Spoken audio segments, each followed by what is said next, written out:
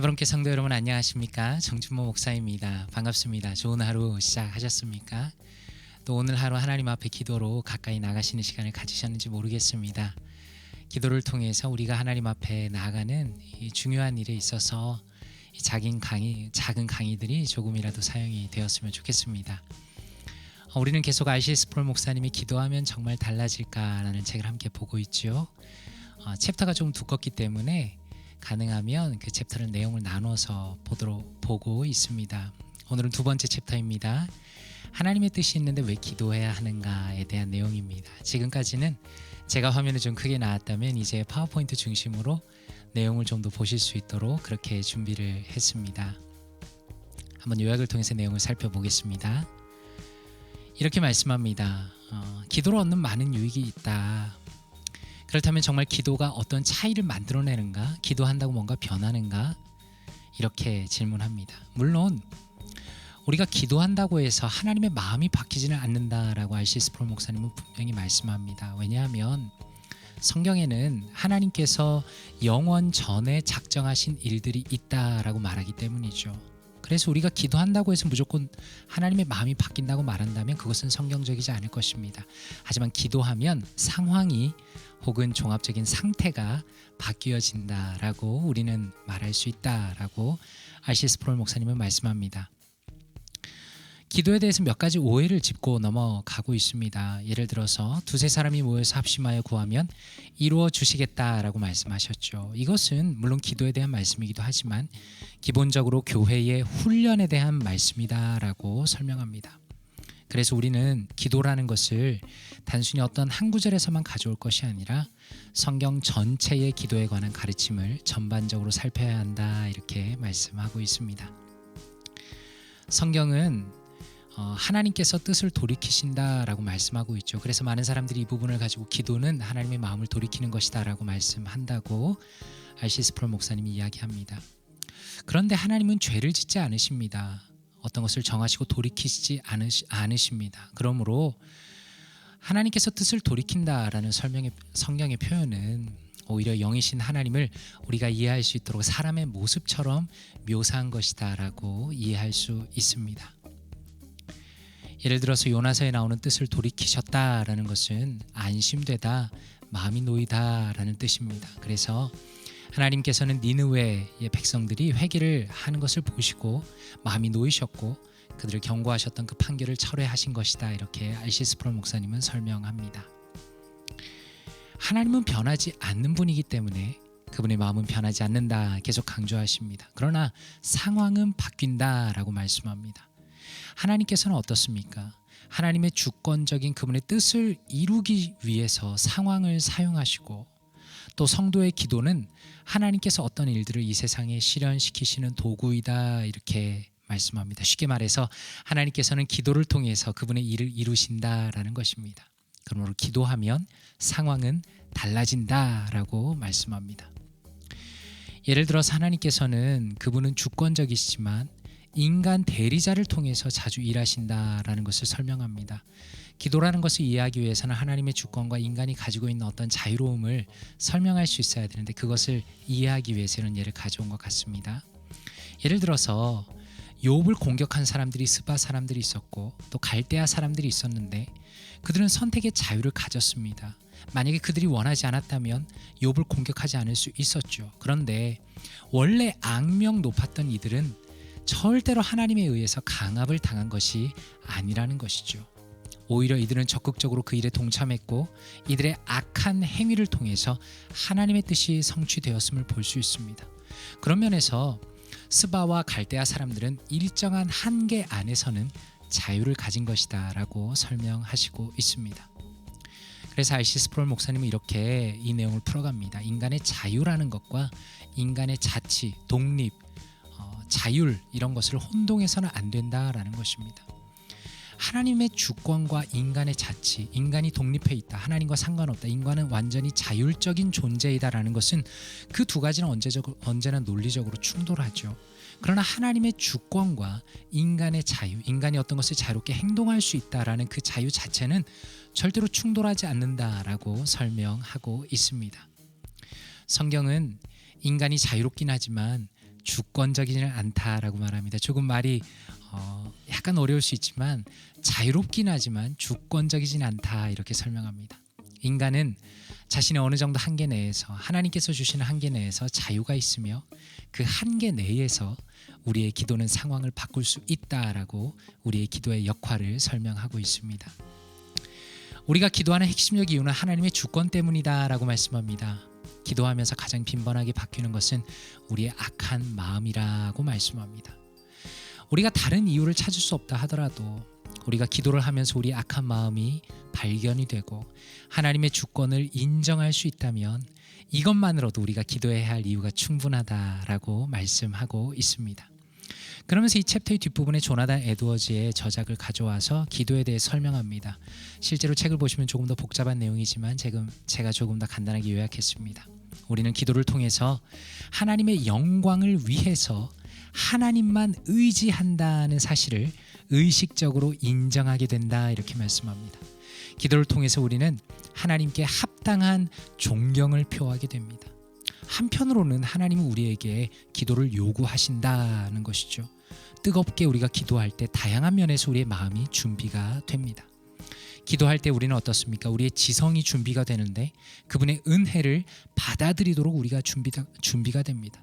또 우리가 기도로 구하는 그 하나님의 자비로움에 우리가 의존하고 있다는 합당한 감각과 이해를 우리의 기도가 일깨워준다 이렇게 말씀합니다. 또한 하나님으로 충분하시다는 사실 안에서 합당한 믿음의 연습을 하게 된다 이렇게 말씀합니다. 조금 복잡하긴 하지만 결국 우리의 지성도 우리의 합당한 감각도 우리의 이해도 우리의 믿음도 기도를 통해서 훈련이 된다, 준비가 된다 이렇게 말씀하고 있는 것으로 이해할 수 있습니다. 그러므로 결국 우리가 기도하는 이유는 무엇입니까? 하나님께서 우리에게 기도하라고 명하셨기 때문이고 기도가 하나님을 영화롭게 하는 것이고 또한 기도가 우리에게 유익하기 때문이다라고 말씀하고 있습니다. 그렇다면 책 안의 한마디를 통해서 이 내용을 조금 더 살펴보기를 원합니다. 앞부분에 말씀드렸던 내용입니다. 우리가 기도하는 핵심적인 이유는 하나님의 주권 때문이며 하나님이 자신의 목적에 맞게 일을 처리하실 수 있는 능력이 있다고 믿기 때문이다. 하나님의 목적이 맞는 일 처리, 주권이란 바로 그런 것이다. 그렇다면 기도하면 하나님의 마음이 달라지는가? 아니다. 기도하면 상황이 달라지는가? 물론이다. 이렇게 말씀합니다.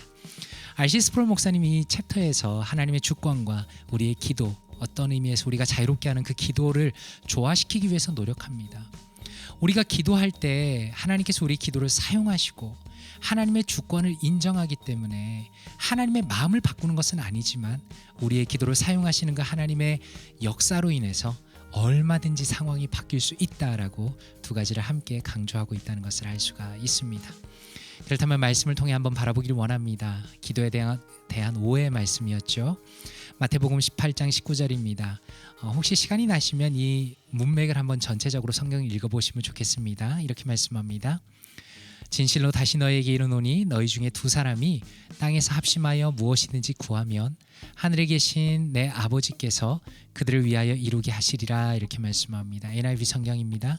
Again I tell you that if two of you on earth agree about anything you ask for, it will be done for you by my Father in heaven 이렇게 말씀합니다. 이 부분에 대해서 CSB 스터디 바이블은 이렇게 설명했습니다.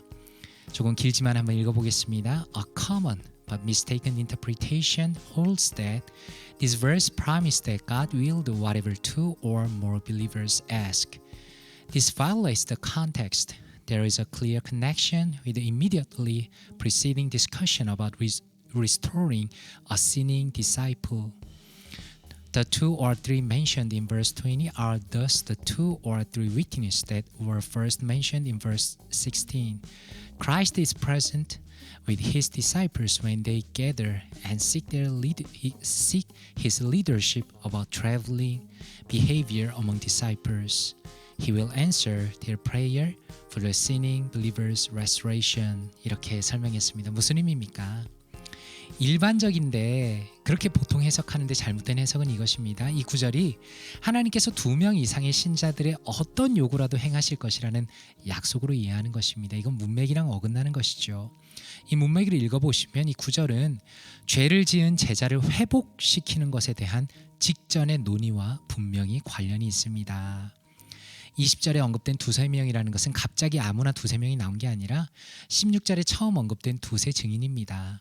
제자들의 잘못된 행동들에 대해서 그리스도의 제자들이 모여서 주님의 리더십을 구할 때 주님께서는 그들과 함께 하십니다.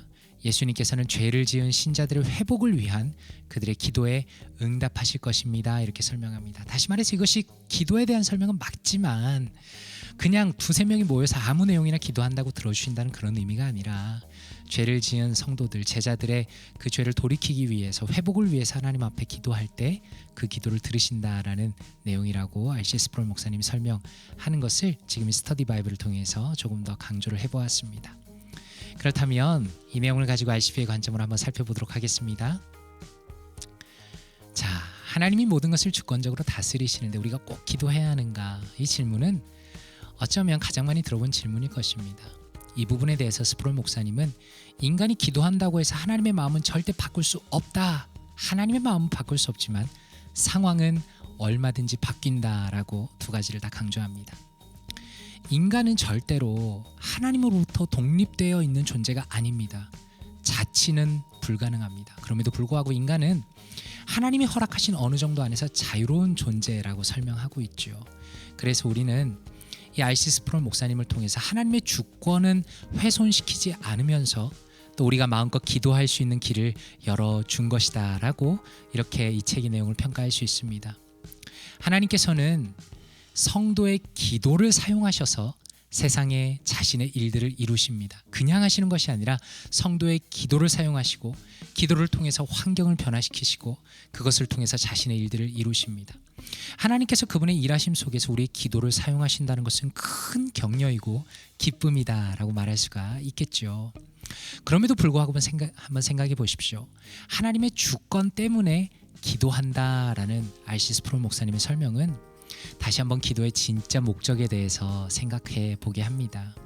만약에 우리가 우리 자신의 기도를 통해서 그 목적인 나의 소원, 나의 모든 소원을 이루고자 한다면 사실 생각해 보면 그것은 내가 바로 신이 되고자 하는 것이겠죠. 또 하나님의 주권을 부정하는 일이 될 것입니다. 그리고 아이러니하게도 저를 포함해서 많은 이들이 마음속에 그 기도라는 것이 나의 소원을 모두 이루는 것이 최종 목적이 되었을 때가 많이 있습니다. 그러나 생각해보면 조나단 에드워즈의 설명처럼 기도를 통해서 우리는 어떻습니까? 우리가 하나님께 의존적인 존재라는 것을 깨닫게 되죠.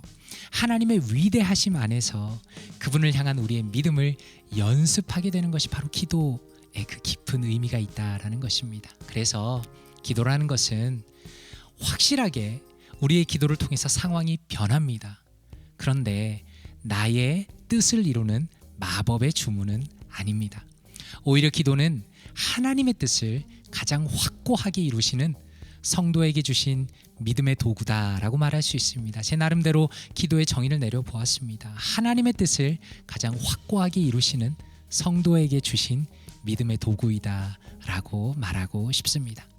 그렇다면 이 내용을 가지고 내 삶에 적용하며 한번 두 가지로 적용해보고 싶습니다. 하나님께서는 확실하게 하나님의 뜻을 이루어 가시는데 우리의 기도를 사용하십니다. 기도를 듣고 응답하신다는 확신을 가지고 기쁨으로 기도해 보십시오. 저는 개인적으로 기도 노트를 사용합니다. 성도님들의 기도 제목 또 저의 기도 제목을 적어서 혼자 기도할 때마다 그 내용을 가지고 계속 처음부터 끝까지 기도합니다. 성도님들께 그리고 제 자신의 기도 응답을 체크해 보면서 하나님께서 정말 기도 들으시는구나 라는 감격을 누릴 때가 정말 많습니다. 어떻습니까? 하나님께서 우리 기도를 사용하신다는 그 확고한 믿음을 가지고 기쁨으로 기도해 보시길 바랍니다. 두 번째입니다. 우리 기도의 목적은 무엇입니까? 혹시라도 우리 자신의 소원만 이루는 것입니까? 아니면 내 소원을 아뢰지만 나의 정말 가장 깊은 마음에서 진정으로 원하는 것은 나보다 뛰어나신 그 하나님의 뜻이, 하나님의 주권이 우리의 삶의, 교회의, 세상 가운데 이루어지는 것입니까? 당신 스스로를 점검하면서 함께 기도하면 좋겠습니다. 이 내용 가지고 하나님 앞에 기도하기 원합니다. 기도하겠습니다. 하나님 감사합니다. 아버지 하나님을 부르게 하시고 기도할 수 있게 하시니 감사합니다. 우리의 소원을 마음껏 하나님 앞에 아뢰며 또 하나님께서는 우리 기도를 사용하셔서 세상을 움직이시며 변화시켜 가심에 감사드립니다. 하나님, 우리가 아버지 하나님 앞에 마음껏 기도하기 원합니다. 내가 부족한 것, 필요한 것, 다른 사람을 위한 중보의 기도를 마음껏 하나님 앞에 드리기 원합니다. 그러나 하나님, 우리의 기도가 우리의 뜻을 이루는 데만 머무르지 않기를 원합니다. 하나님의 뜻이 이루어지기 원합니다. 아버지의 뜻이 저의 삶 가운데, 우리의 삶 가운데, 교회 가운데, 세상 가운데 이루어지길 원하오니 주여, 우리가 주님의 주권을 인정하며 하나님을 높이며 하나님을 사랑하며 마음껏 기도하는 기도의 기쁨을 누리고 응답을 받는 우리 모두가 될 수 있도록 역사하여 주시옵소서. 이 모든 말씀 감사드리며 살아계신 예수 그리스도 이름으로 기도 드리옵나이다. 아멘.